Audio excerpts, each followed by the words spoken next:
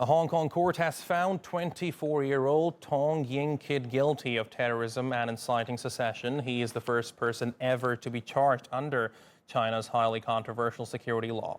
Tong had pleaded not guilty to all charges. He had driven his motorcycle into police officers last year while waving a flag saying "Liberate Hong Kong."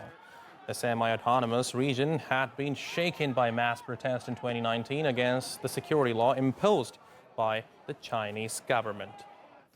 For more on this latest verdict, Michelle Hennessy joins us now live from Hong Kong. Michelle, a guilty verdict in a landmark case. What's been the reaction?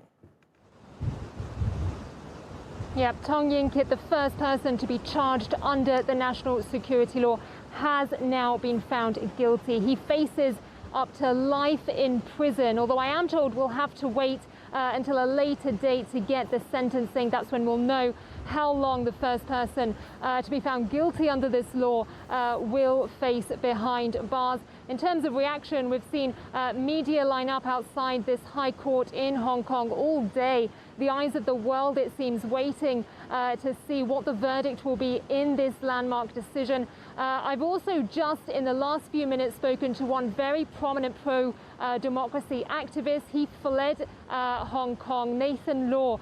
He told me this verdict violates the spirit of the rule of law in Hong Kong. Pro-democracy activists have, of course, been saying that this case has already been a marked departure from the judicial norms that this city usually receives.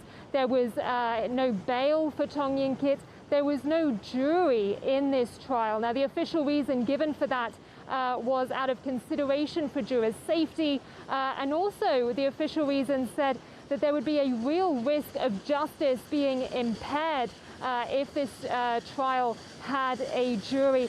So instead, the fate of Tong Yin Kit, the first person charged under the national security law, came from 3 judges selected by City Leader Carrie Lam.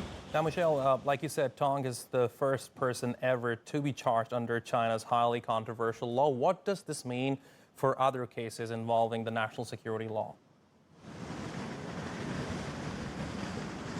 Yeah, and we know that several staff members from Apple Daily, the Apple Daily newspaper, which closed down recently, they've been charged under the national security law. That's one very high-profile case that we'll be watching out for now. There's also 47 pro-democracy activists, campaigners, politicians who are also awaiting trial under the national security law. They held primary elections, which hundreds of thousands of Hong Kongers voted in. They were later declared to be illegal, and those 47 people also are now awaiting trial under the national security law. And this case, the Tong Yin Kit case, was seen as a key barometer of how the courts would implement this law going forward. So Tong Yin Kit, the first person to be found guilty, the first person to receive a verdict, but not the last person to go on trial under this law, Jaffa. All right, Michelle, in Hong Kong, thank you very much for that update.